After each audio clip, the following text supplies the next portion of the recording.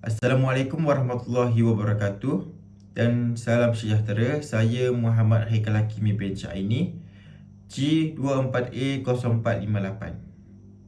Hari ini saya akan membentangkan poster yang bertajuk Wayang Kulit Kelantan, latar belakang dan ciri-ciri seni persembahan tradisional Melayu. Wayang Kulit Kelantan merupakan salah satu warisan seni tradisional Melayu yang masih dipelihara sehingga kini. Ia bukan sahaja berfungsi sebagai hiburan, malah menjadi medium untuk menyampaikan pengajaran, nilai moral dan identiti budaya Melayu, masyarakat Melayu. Baiklah, saya mulakan dengan bahagian pengenalan. Wayang Kulit Kelantan ialah seni persembahan tradisional yang menggunakan patung yang diperbuat daripada kulit lembu atau kerbau. Patung-patung ini diukir dengan corak yang halus sebelum dimainkan di belakang layar putih menggunakan cahaya lampu sehingga menghasilkan bayang-bayang. Persembahan ini dikendali oleh seorang dalang yang menggerakkan semua watak sambil menyampaikan dialog, nyanyian dan jalan cerita. Keseluruhan persembahan turut diiringi oleh muzik tradisional bagi mewujudkan suasana yang lebih menarik. Seterusnya ialah latar belakang Wayang Kulit Kelantan. Wayang Kulit Kelantan berasal dari negeri Kelantan dan telah berkembang sejak ratusan tahun dahulu. Persembahan ini menerima pengaruh daripada budaya Melayu, tempatan serta kisah seperti hikayat Seri Rama yang telah diolah mengikut budaya masyarakat setempat. Pada zaman dahulu, wayang kulit sering dipersembahkan semasa majlis perkahwinan, kenduri, pesta menuai dan pelbagai acara keramaian. Selain sebagai hiburan, persembahan ini juga menjadi medium untuk menyampaikan nasihat dan pengajaran kepada masyarakat. Kini, Wayang Kulit Kelantan diiktirafkan sebagai salah satu warisan budaya negara yang perlu dipelihara agar tidak hilang di telan zaman. Sekarang saya akan masukkan untuk menerangkan beberapa ciri utama seni persembahan Wayang Kulit Kelantan. Yang pertama, dalang. Dalang merupakan individu paling penting dalam sesuatu persembahan.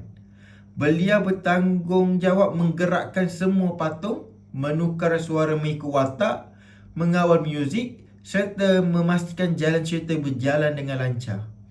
Kemahiran seorang dalang sangat penting kerana beliau perlu menguasai teknik penceritaan, nyanyian serta pergerakan watak secara serentak.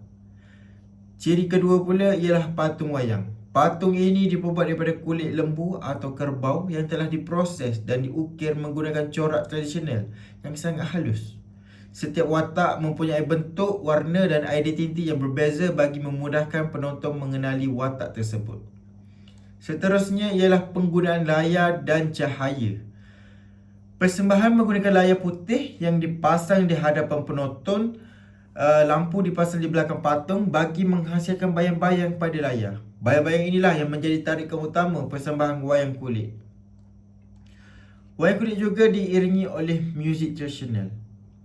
Alat antara muzik yang digunakan ialah serunai, geduk, gendang, gong, canang dan kesi.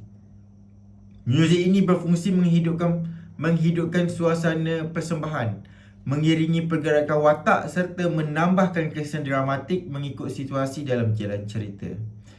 Untuk jalan cerita Wayang Kulit Kelantan biasanya berkisah tentang perjuangan antara kebaikan dan kejahatan.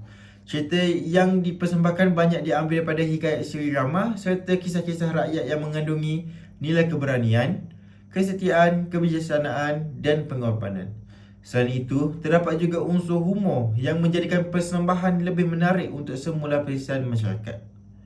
Untuk bahasa yang digunakan dalam persembahan ialah logat Kelantan. Penggunaan logat Kelantan tempatan menjadi persembahan lebih asli dan dekat dengan masyarakat. Dialog yang disampaikan juga sering diselitkan unsur jenaka bagi menghiburkan penonton. Okey, seterusnya untuk keunikan wayang kulit. Ekstra kita tambah keunikan wayang kulit Kelantan. Antara keunikannya ialah seni ukiran patung yang sangat halus dan mempunyai nilai estetika yang tinggi. Selain itu, seorang dalang mampu memainkan pelbagai watak hanya dengan menukar suara dan gaya percakapan. Wayang kulit Kelantan juga menggabungkan pelbagai cabang seni seperti ukiran, muzik, lakonan, pencahayaan dan penceritaan dalam satu persembahan. Gabungan ini menjadi wayang kulit sebagai seni tradisional yang sangat unik dan bernilai. Sebagai kesimpulan, wayang kulit Kelantan merupakan salah satu warisan seni persembahan tradisional Melayu yang mempunyai nilai sejarah, budaya dan seni yang tinggi. Walaupun dunia semakin moden, warisan seperti ini perlu dipelihara supaya tidak pupus di telan zaman.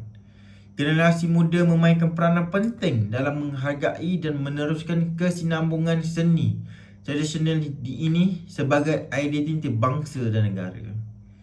Sekian sahaja pembentangan saya mengenai wayang kulit Kelantan. Terima kasih atas perhatian yang diberikan.